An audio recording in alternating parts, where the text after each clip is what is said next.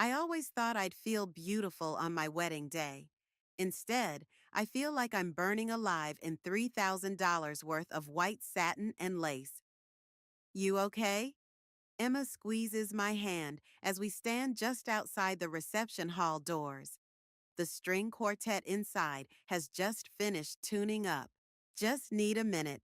I force a smile that doesn't reach my eyes. My makeup artist spent 90 minutes making me look effortlessly radiant, but my reflection in the mirrored wall shows a woman I barely recognize. Emma adjusts my veil, her eyes searching mine. Noelle, talk to me. Is this just normal wedding jitters or? I'm fine. The lie comes easily. I've been telling it to myself for weeks. The doors swing open and 100 faces turn toward me. Alfred stands at the front of the room, tall and impossibly handsome in his tuxedo. His smile is brilliant, practiced, the same one he uses to charm juries. My stomach twists.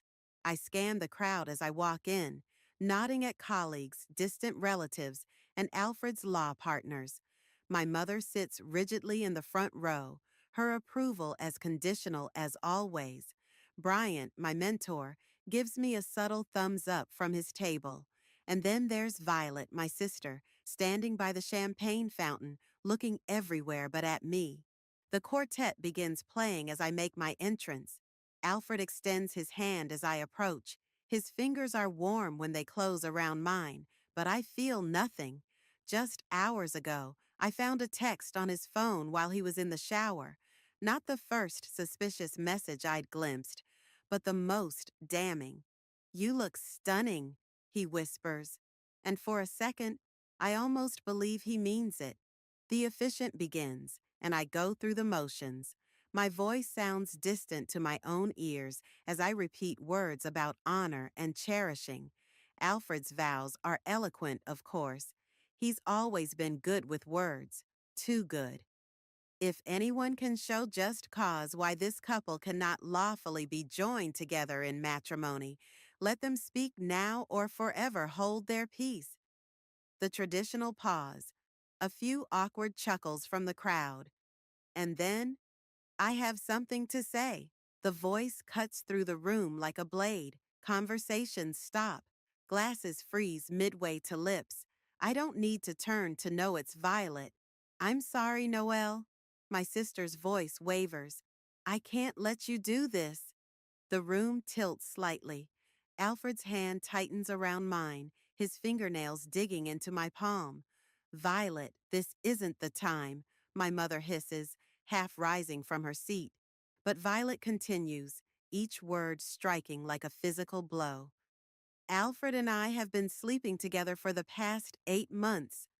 The collective gasp seems to suck all the oxygen from the room. I turn slowly, feeling as though I'm moving underwater. Violet stands there in her maid of honor dress, the one I spent weeks helping her choose, her face flushed, eyes glassy with tears that look almost genuine. It started as just one night, she continues, her voice growing stronger. But it became more.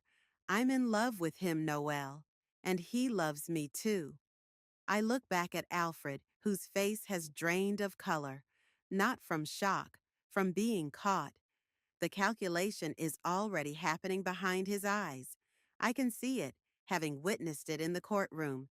He's measuring responses, weighing options.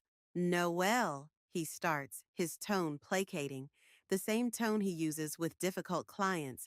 This isn't, she's confused. 8 months, I repeat, my voice surprisingly steady. That would be right after our engagement party, wouldn't it? Alfred blinks, thrown by my calmness. She's making this up. You know how Violet gets, always wanting attention. The text I saw this morning, I continue, the one that said, after today, we won't have to hide anymore. That wasn't from a client, was it? The room is so quiet I can hear the ice melting in abandoned drinks. My mother's face is a mask of horror. Emma has moved closer, ready to catch me if I fall. But I won't fall, not here. Did you think I wouldn't find out? I ask, loud enough for everyone to hear. Or did you just not care? Alfred reaches for my arm. Let's discuss this privately. I step back, out of his reach. There's nothing to discuss. I turn to face our guests, these people who came to celebrate our love. Some look horrified, others embarrassed. A few, Alfred's friends, almost amused. I remove my engagement ring, the 3-carat diamond catching the light one last time. Thank you all for coming, I say, my voice clear and controlled. Unfortunately, there won't be a wedding today. I place the ring in Alfred's palm, closing his fingers around it. His expression shifts from damage control to genuine alarm. He hadn't expected this version of me. Noel, don't. I cut him off with a single look. Then I turn to Violet, who's watching with wide eyes, like she's surprised by the consequences of her own actions. Thank you, I tell her, and confusion flickers across her face. Thank you for the confirmation. I walk back down the aisle alone, head high, the weight of 100 stairs on my back. The heavy doors close behind me with a decisive thud, and only then do I allow myself a single shuddering breath. The dress that took 6 months to perfect now feels like a costume I can't wait to shed. The hotel room ceiling has a small water stain in the corner. I've been staring at it for hours, watching how it changes shape in the shifting darkness. 3 in the morning, and sleep feels like a distant memory. I kick off the suffocating duvet and sit up. My wedding dress is crumpled in the corner where I left it, a white ghost haunting the room.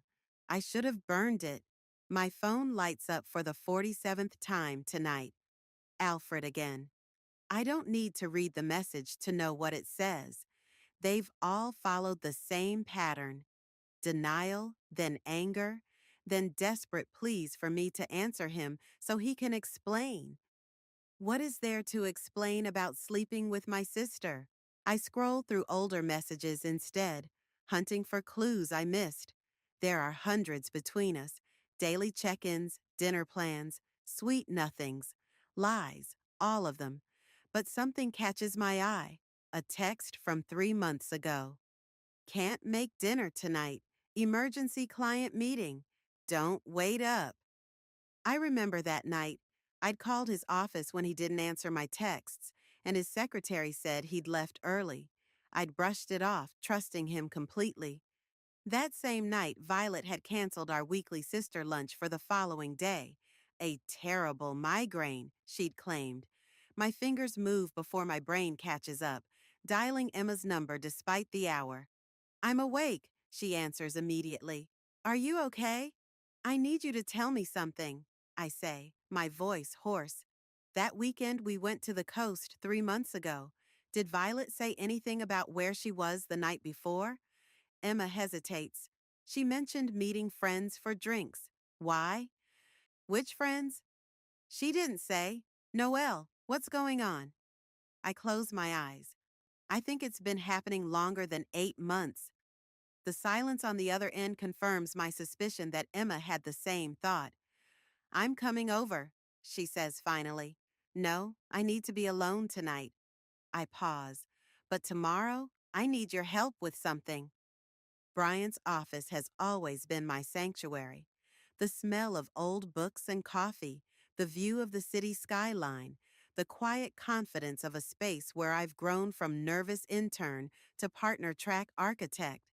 You should take some time off, he says, leaning against his desk. His eyes are kind but concerned. No one would blame you. I'd blame me. I straighten the models on his shelf, needing to fix something, anything.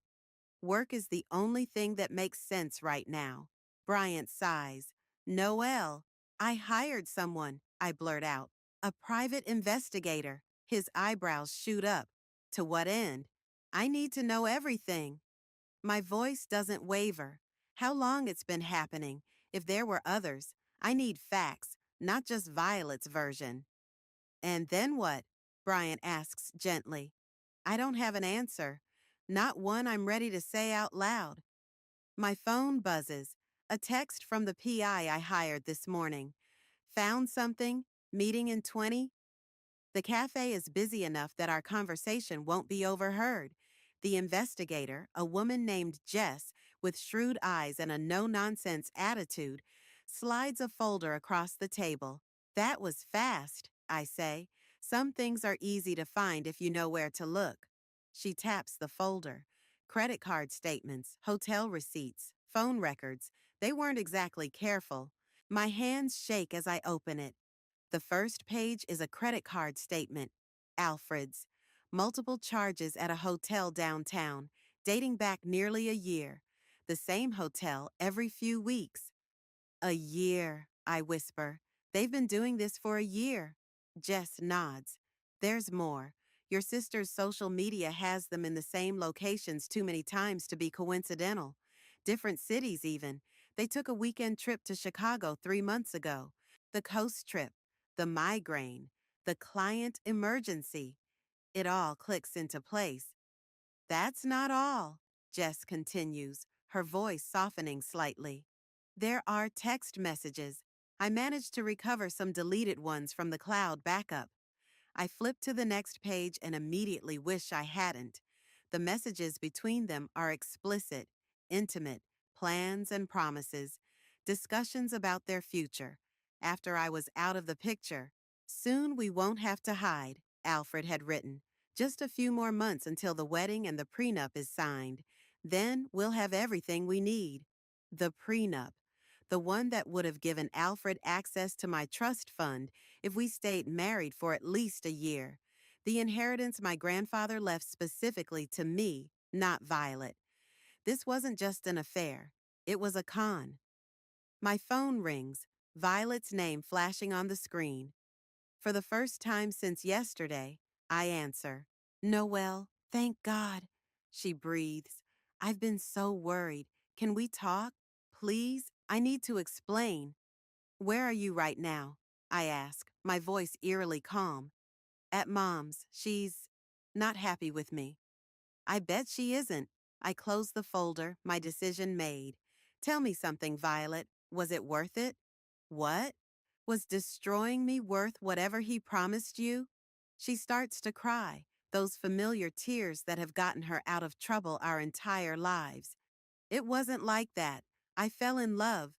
You fell in love with my fiancé and my money, I cut in. That's quite a coincidence. Her crying stops abruptly. What are you talking about? I know about the prenup, Violet.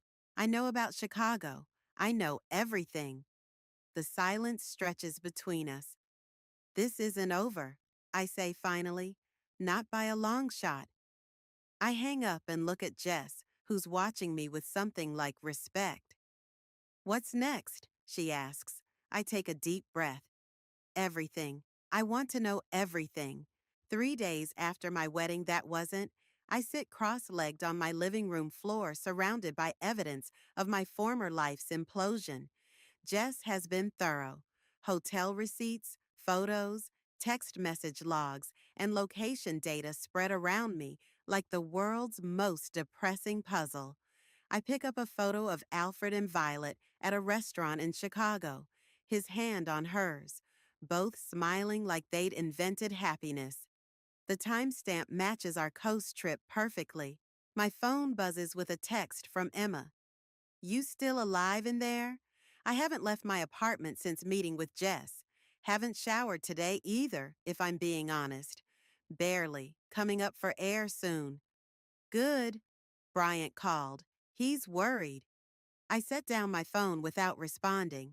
Bryant's concern feels like one more responsibility I can't handle right now. The evidence tells a story I'm still struggling to accept. Alfred and Violet's affair began just weeks after he proposed, not after the engagement party, as she claimed at the wedding. Their Chicago trip wasn't the only one. They'd been to New York twice, once, while I was at a conference in Seattle. The prenup Alfred had insisted upon, just to protect us both, had been carefully designed to give him access to my inheritance after a year of marriage. And Violet, my little sister, the girl I'd protected from bullies, helped through college, defended to our mother countless times. She'd been planning to move in with him after I signed those papers. My doorbell rings, startling me. Through the peephole, I see Alfred, looking haggard in rumpled clothes. I know you're in there, Noelle, he calls through the door. We need to talk. My heart hammers against my ribs. I press my back against the wall, willing him to leave. I'm not going anywhere until you open this door, he continues, his lawyer voice slipping into place. The neighbors are starting to notice. That calculated manipulation, using my concern for appearances against me, ignites something molten in my chest. I swing the door open. Alfred's eyes widen at my appearance. Unwashed hair, sweatpants, dark circles under my eyes. Good. Let him see what he's done. You have 30 seconds, I say. He pushes past me into the apartment before I can stop him, then freezes when he sees the evidence spread across my floor. What is all this? His voice has lost its confidence. Your life, Alfred, or at least the parts you tried to hide. He picks up a hotel receipt, his face paling. You had me investigated? That's invasive, unethical, funny coming from the man who was sleeping with my sister while planning to steal my inheritance. Alfred's expression shifts, the mask slipping to reveal something calculating beneath. It wasn't like that. No? Then explain the prenup. Explain why you needed access to my trust fund after 1 year of marriage. That was standard protection. For whom? I step closer. The prenup my lawyer drafted protected both of us. The one you insisted on replacing it with protected you. Only you. He runs a hand through his hair, a gesture I once found endearing. Now I see it for what it is. A practiced move to appear vulnerable. I made a mistake with Violet, he says, voice softening. A terrible mistake. But I love you, Noelle. I've always loved you. Something breaks loose inside me, a laugh so bitter it scrapes my throat. You've never loved anyone but yourself. That's not fair. Fair? I grabbed the Chicago photo and thrust it at him. Was this fair? This was the weekend I was with Emma, grieving the anniversary of my father's death. You knew that. You knew what that weekend meant to me. His silence is damning. Get out, I whisper. Noelle, get out, I scream, my voice cracking. Before I call the police and tell them how you tried to defraud me. That gets his attention. Alfred straightens, lawyer mode fully engaged. You have no proof of intent to defraud. I gesture to the floor. I have enough to make your life very uncomfortable. Your firm doesn't like scandals, does it? Especially ones involving senior associates and inheritance schemes. His jaw tightens. This isn't over. Actually, it is. I open the door. And Alfred, tell Violet I know about the necklace, too. His eyes flicker with confusion, then alarm. I don't have any information about a necklace. It was a shot in the dark. But his reaction tells me there's something there, something I need to find. After he leaves, I collapse onto the couch, adrenaline draining away. My phone rings. Bryant again? This time I answer. I'm alive, I say before he can speak. Glad to hear it. His voice is warm with relief. Listen, I need to tell you something. Alfred came by the office yesterday. I sit up straight. What? Why? He wanted to know if you'd been in contact with any of our clients, specifically the Westmore development. The Westmore development, my biggest project, the one that could make my career. He claimed that as your fiancé, he was concerned about your mental state affecting the project. Bryant continues. I showed him the door, but Noelle, he's trying to undermine you professionally. Cold clarity washes over me. This isn't just about my heart or my money anymore. Alfred is trying to destroy everything I've built. I'll be in tomorrow, I tell Bryant, already gathering the evidence into a folder. You sure you're ready? I look around my apartment at the shrine to betrayal I've been building. I can't hide forever, and I need to find out what this necklace is about. What necklace? I don't know yet, I admit, but I think it might be the key to understanding why Violet really did this. The Westmore presentation boards gleam under the conference room lights. I've spent the last 3 days rebuilding myself through work, showered, dressed in my sharpest suit, armed with coffee and determination. If Alfred wants to question my professional competence, I'll answer with excellence. They're going to love this, Bryant says, examining my revised designs. The sustainability elements are inspired. Thanks. I straighten papers that don't need straightening. Any word on who's representing the Westmores today? Bryant hesitates. Their regular counsel and Alfred. My hands freeze. What? He's claiming the Westmores specifically requested him. I tried to have him removed, but it's fine. I cut him off, though it's anything but fine. I can handle Alfred. Bryant studies me. You don't have to do this today. Yes, I do. I check my reflection in the glass wall. He's trying to rattle me. I won't give him the satisfaction. The conference room door opens, and the Westmores enter, Robert and his daughter Melissa, followed by their financial advisor. And then Alfred, looking immaculate in a suit I helped him choose last Christmas. Our eyes meet. His hold a warning, mine a promise. Noel? Robert Westmore embraces me warmly. Bryant tells me you've been working miracles with our project. Just doing my job, I smile, ignoring Alfred completely. Shall we begin? The presentation flows smoothly.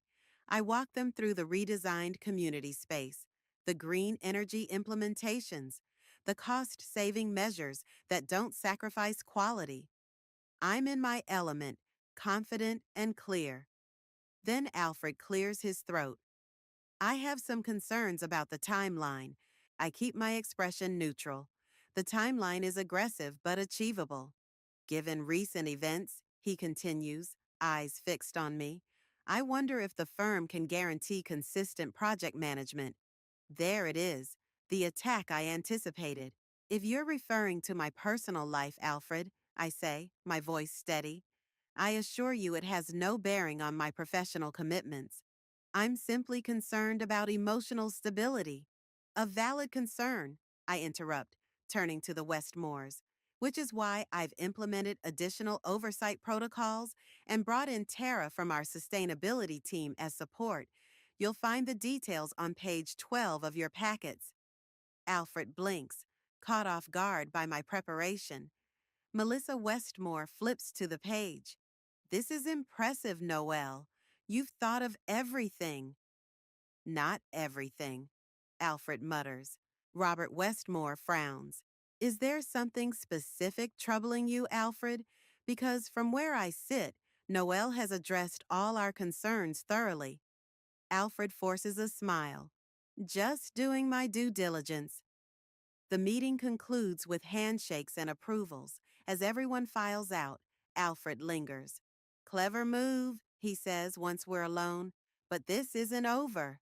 It was over the moment Violet opened her mouth at our wedding, I reply. Now it's just cleanup.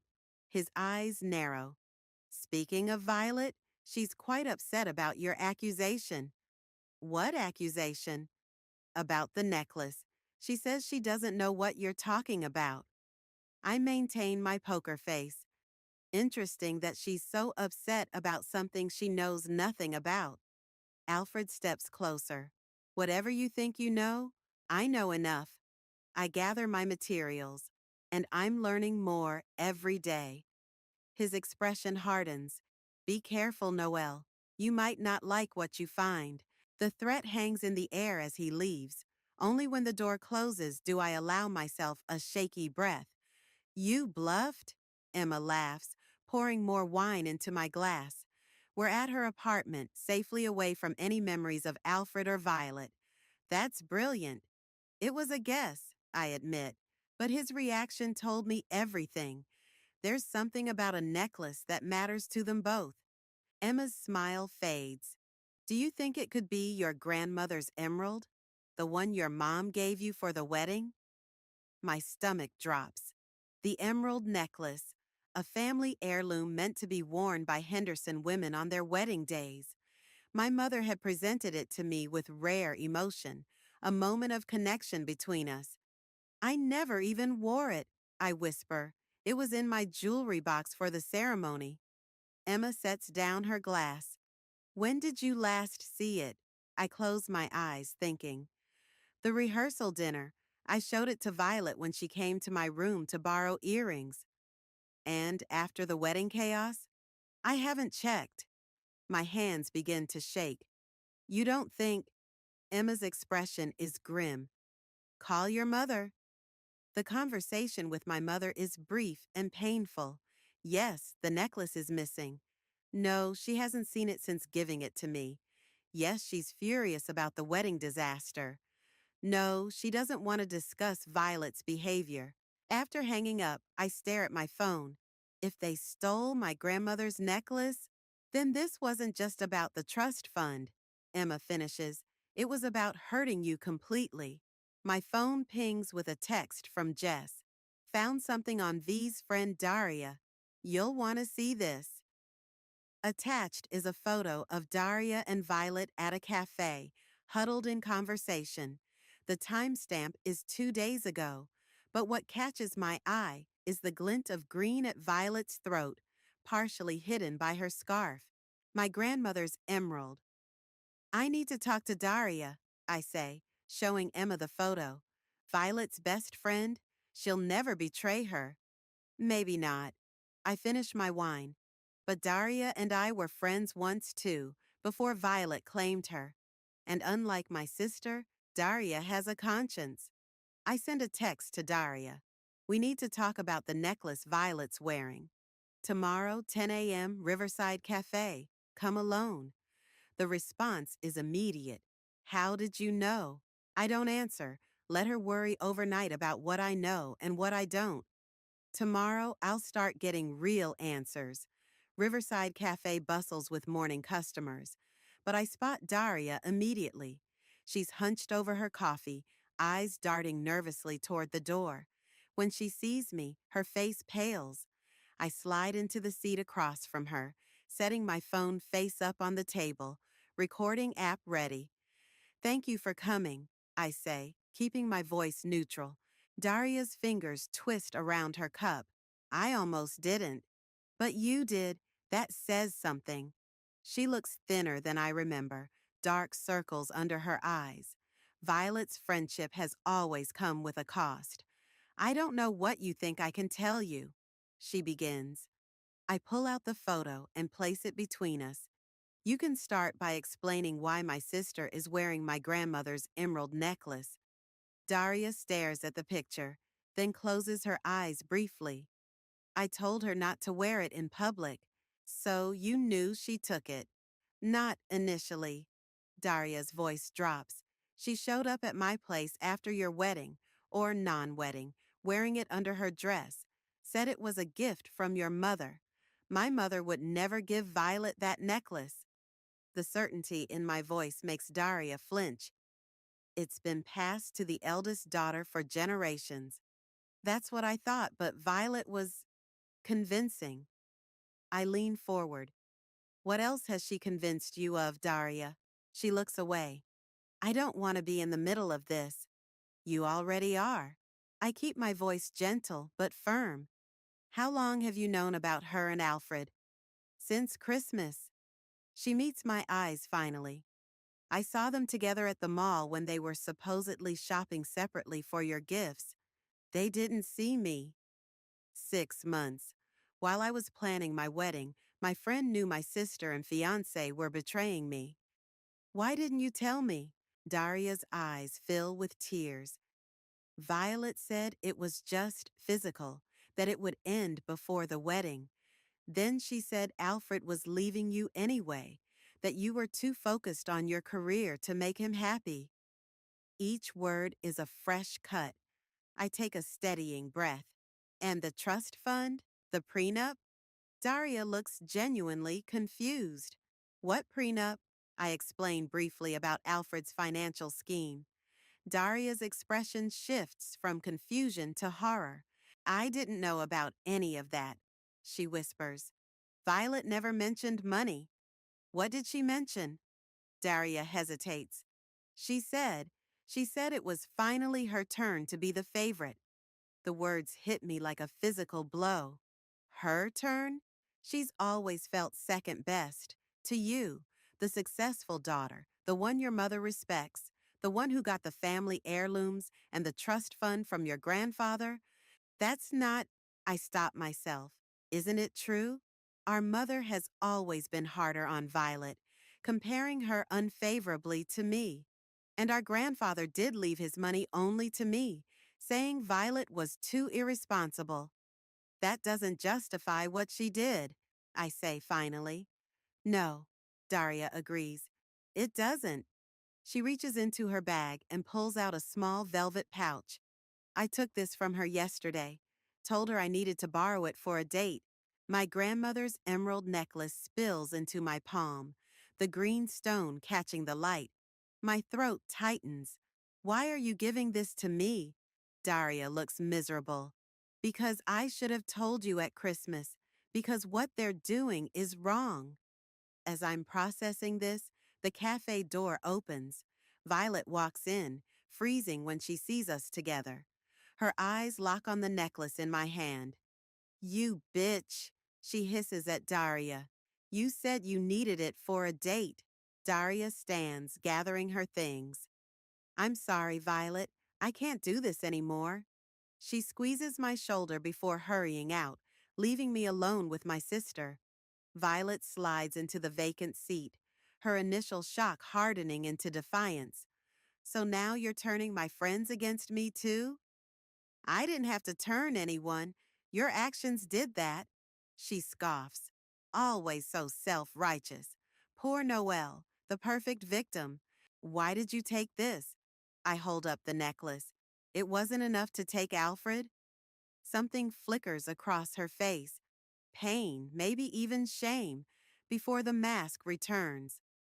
Mom should have given it to me. She only gave it to you because you're the responsible one. So you stole it. I borrowed it. Like you borrowed my fiancé.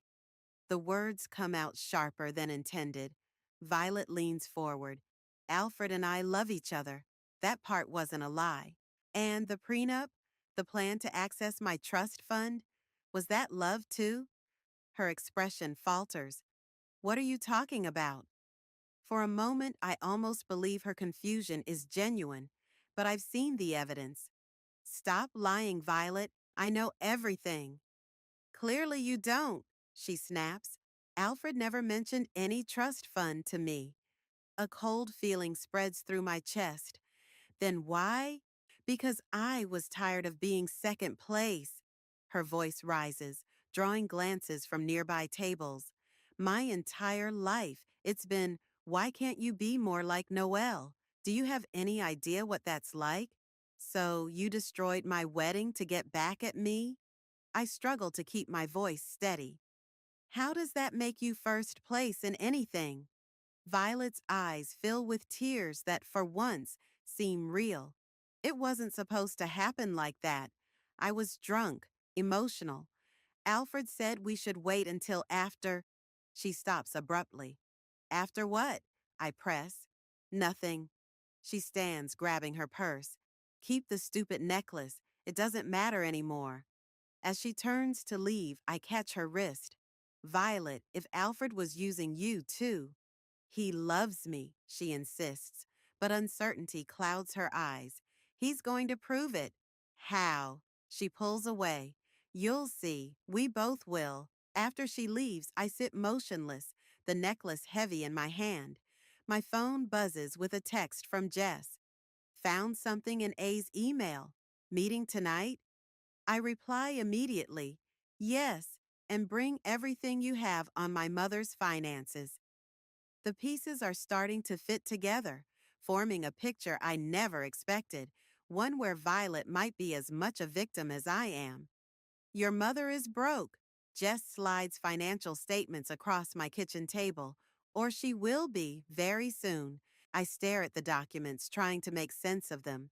Bank accounts nearly empty, credit cards maxed out, a second mortgage on the family home I grew up in. That's impossible, I say. My mother is obsessively careful with money. Was, Jess corrects. Something changed about 18 months ago. Large withdrawals, luxury purchases, a trip to Monaco. Monaco? My mother, who considers a weekend in the Hamptons an extravagance? Could someone have stolen her identity? Jess shakes her head. The purchases were made in person.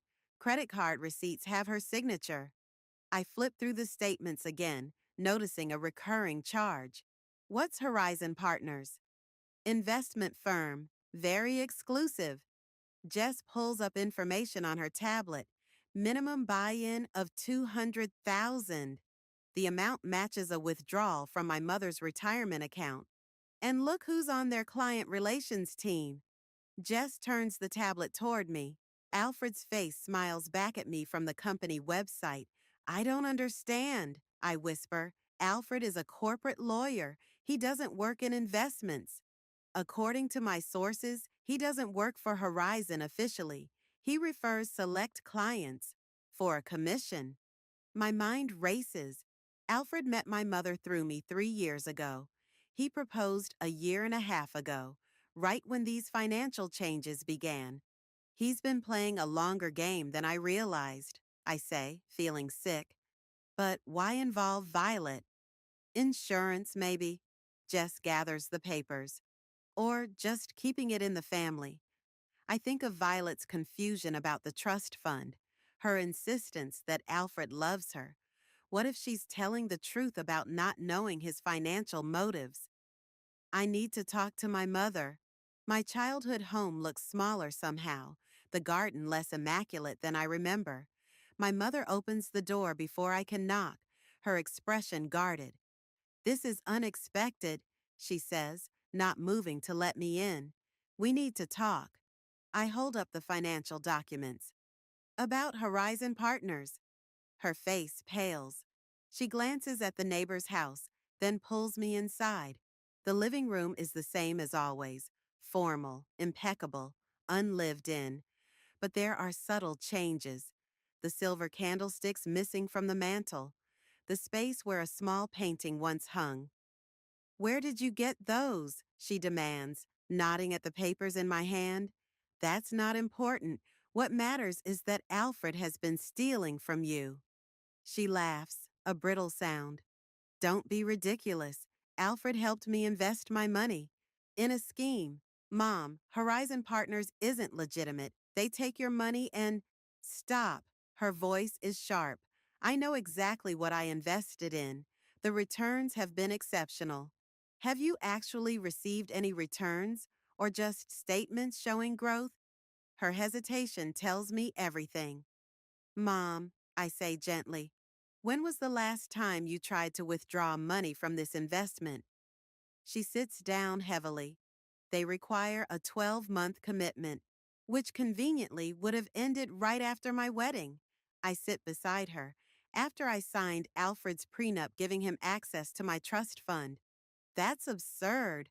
Alfred wouldn't… She stops, uncertainty crossing her face. He and Violet are both involved, yes, though I'm starting to think Violet doesn't know the full extent of it. My mother's composure cracks. I've lost everything, haven't I? The vulnerability in her voice strikes me. I've never seen her like this, scared, diminished. Not everything, I say. We can fight this, but I need to know when Alfred first approached you about investing.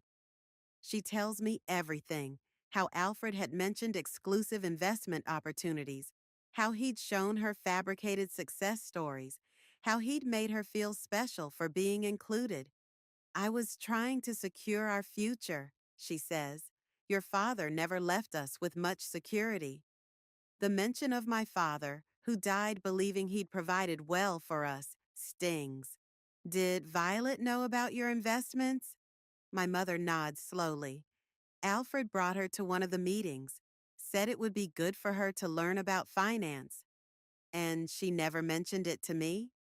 I asked them not to. I wanted to surprise you with the returns. Her laugh is hollow. I was a fool. As we talk, pieces click into place. Alfred cultivated relationships with both my mother and sister, using each relationship to strengthen his position. The prenup was the final piece, access to the one fortune he couldn't touch otherwise. My phone buzzes with a text from Emma. 911. Violet just called me crying. She's at Alfred's apartment and needs help. Says he's showing his true colors. Cold dread washes over me. I have to go. Violet's in trouble. My mother grabs my arm. What are you going to do? What I should have done from the beginning. Protect my sister. After what she did to you? Disbelief colors her voice. She's still my sister. I head for the door, and Alfred has been manipulating all of us. Noelle, my mother calls after me.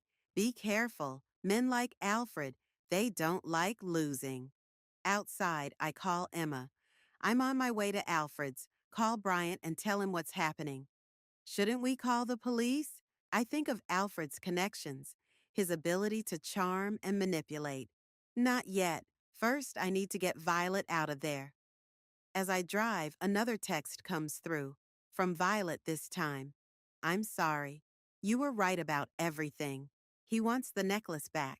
Says it's worth more than I know. The emerald necklace, still in my purse from this morning. What did Alfred say? You might not like what you find. I press the accelerator harder. Whatever game Alfred is playing, it ends tonight. Alfred's luxury apartment building gleams like a fortress of glass and steel. The doorman recognizes me, his eyes widening slightly. Ms. Harper, I thought, I'm expected, I lie, striding past him.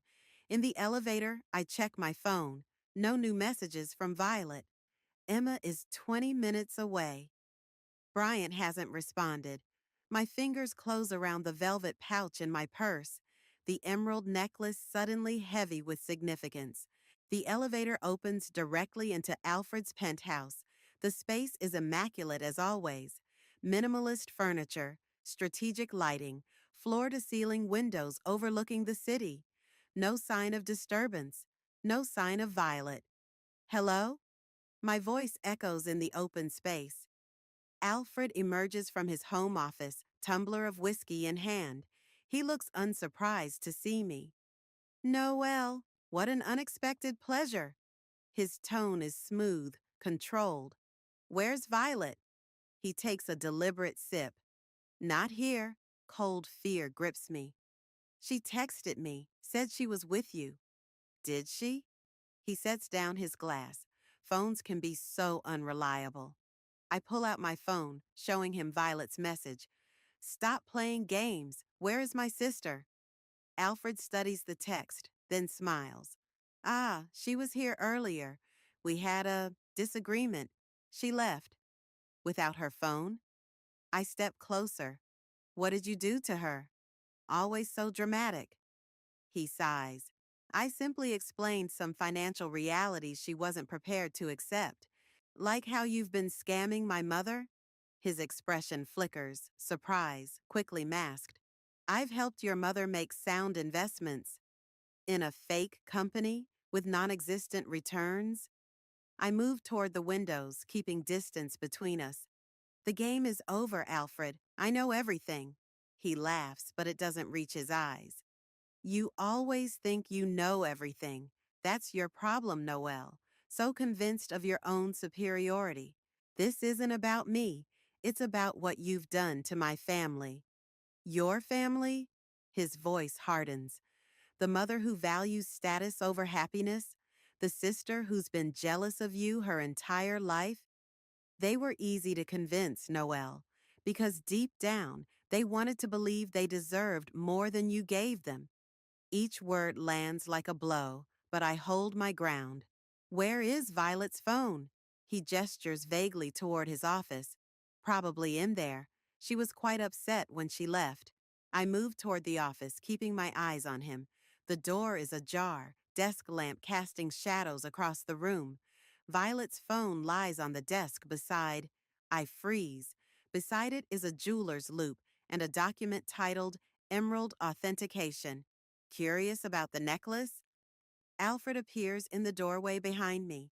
It's quite a remarkable piece, much more valuable than your family realizes. I turn slowly. What are you talking about? The emerald. He steps into the room. Colombian, exceptional clarity, over 15 carats, conservatively worth $500,000, more with its historical provenance. My mind races. My grandmother's necklace is a family heirloom, not some priceless gem. Your grandmother's? He laughs. That necklace dates back to the 1850s. It belonged to a Spanish countess before making its way to America. Your family probably has no idea of its true origin or value. The pieces click together. That's why you wanted me to wear it at the wedding. You were going to steal it. Not steal, simply relocate. His smile is cold. I have a buyer who's been looking for exactly such a piece. No questions asked. And when I didn't wear it to the wedding, Violet proved useful after all. He shrugs. She took it without prompting, a gift from the universe. Disgust rises in my throat. Did you ever care about either of us? Business is business, Noel. He steps closer. Now, I believe you have something that belongs to me. The necklace doesn't belong to you. Neither does your grandfather's trust fund, but that didn't stop you from hoarding it. His voice turned silky. You never planned to share with Violet, did you? Even knowing how your mother always favored you? I won't let him manipulate me. Where is Violet now? Safe, probably crying to one of her friends. He holds out his hand. The necklace, Noel. And if I don't give it to you? His expression hardens. Then things become unpleasant for everyone. My phone buzzes, a text from an unknown number. It's Daria. Violet is with me. She's scared. Alfred threatened her. Relief floods through me, followed by clarity. I need to keep Alfred talking until Emma arrives. You know what I don't understand? I move toward the window, putting the desk between us. Why the elaborate scheme? Why not just steal the necklace? Because I'm not a thief, he says, affronted. I'm an opportunist. The trust fund was the primary goal. The necklace was a bonus. And my mother's investments? Seed money, establishing credibility. He smiles. Your mother was surprisingly easy to convince, so eager to prove her financial acumen. You destroyed her retirement for seed money? Anger burns through me. Collateral damage, he shrugs. Now enough stalling. The necklace. I reach into my purse, fingers closing around the velvet pouch. You know what the worst part is, Alfred? I actually loved you. And I appreciated that about you. His smile doesn't reach his eyes. Love makes people so wonderfully compliant. The elevator chimes in the living room. Alfred's head turns slightly at the sound. In that moment of distraction, I press send on the voice recording app that's been running since I entered the apartment, forwarding the file to Emma, Bryant, and Jess. Alfred's eyes narrow as he turns back. What did you just do? I hold up my phone, showing him the sent confirmation. Business is business, Alfred. The fury that crosses his face is terrifying.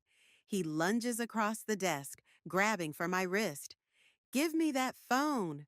I sidestep, but he catches my arm, fingers digging painfully into my skin. We struggle, his strength overwhelming mine. Let her go. Emma's voice cuts through the room. She stands in the doorway, Bryant beside her, both of their phones held up, recording.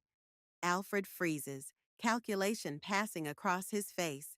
He releases me with a shove that sends me stumbling backward. This proves nothing, he says, straightening his shirt. It's your word against mine. Actually, Bryant steps forward, it's your words against you. That confession about defrauding Reese Henderson? Very compelling evidence. Alfred's face drains of color as he realizes the extent of what I've recorded. You won't get away with this, he hisses at me. I pull the emerald necklace from my purse, holding it up to the light. I already have. The police station smells like industrial cleaner and bad coffee. I've been answering the same questions for 3 hours, my voice growing hoarse as I explain Alfred's scheme again and again. The recording makes it straightforward, but the detective wants every detail. And the necklace? She asks, making notes. A family heirloom. I place the velvet pouch on the table, apparently worth far more than we realized. She nods. We'll need to keep this as evidence temporarily. I understand.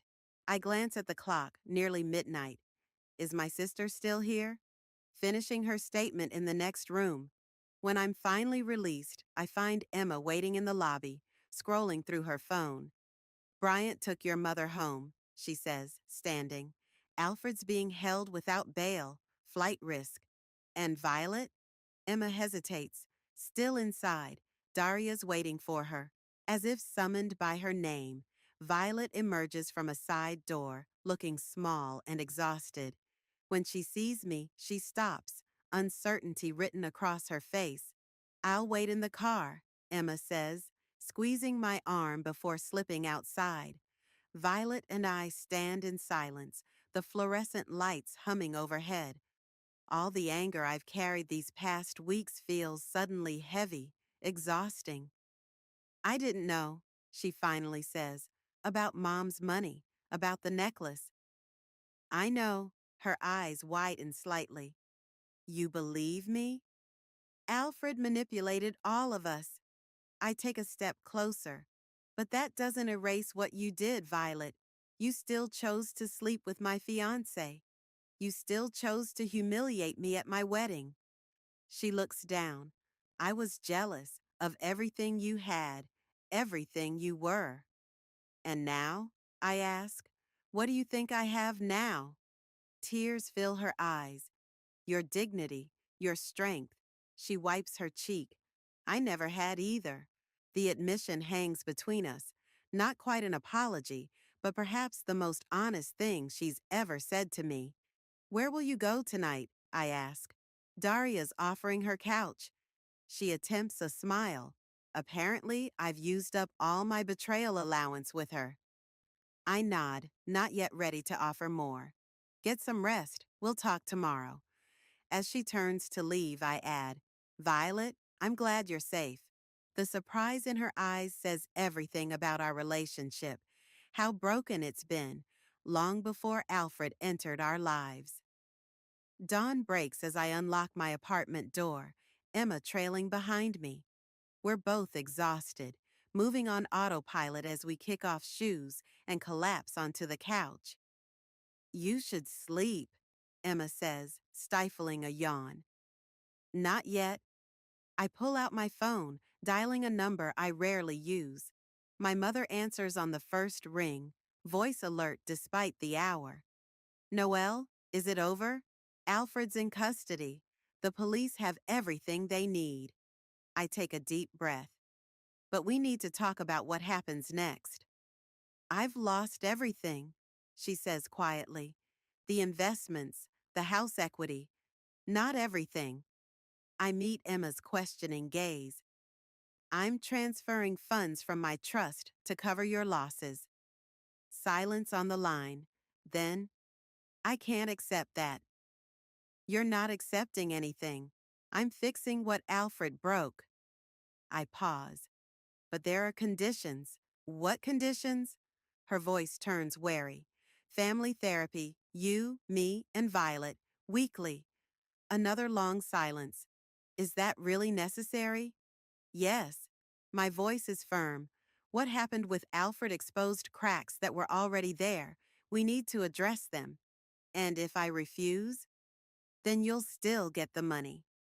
I close my eyes, finding strength I didn't know I had. But you won't have me. I hear her sharp intake of breath. You'd cut me off? I'd stop enabling patterns that hurt all of us. The words feel right as I say them. I love you, Mom, but I won't sacrifice my well being for your comfort anymore. When she finally speaks, her voice is different, smaller, but somehow more real than I've heard in years. When do we start? After we hang up, Emma studies me. You okay? Getting there. I lean back, exhaustion washing over me. I never thought I'd be using my trust fund to bail out my mother and rebuild a relationship with the sister who slept with my fiance. Emma smiles. Life's funny that way. Hilarious. But I find myself smiling too. My phone buzzes with a text from Bryant. Just heard from the jeweler. Your grandmother's emerald is indeed museum quality. The authentication is legitimate. I show Emma the message. At least one good thing came from this mess. Besides exposing your con man fiance and beginning to heal your dysfunctional family? She asks dryly. Besides that, we lapse into comfortable silence as the morning light strengthens. I think about the woman I was just weeks ago, planning a wedding, trusting blindly, avoiding difficult conversations. I need to shower, I announce, standing, then sleep for approximately 3 days. Emma nods. Want me to stay? No. I smile at her surprise. I'm okay being alone now. As she gathers her things to leave, I find myself standing at my window, watching the city wake up. The emerald necklace is still in police custody, but I can feel its weight around my neck, the inheritance of strength I never knew I possessed. Emma pauses at the door. What will you do with the necklace when you get it back? I turn from the window, the answer coming with unexpected clarity. Keep it safe, then someday pass it to someone who understands its true value. Not its price, its history. The story of women who survived betrayal and emerged stronger, a legacy worth more than any gemstone. I am who I choose to be, I whisper to myself as the door closes behind Emma. The words echo in my empty apartment, no longer a statement of defiance, but a simple, powerful truth.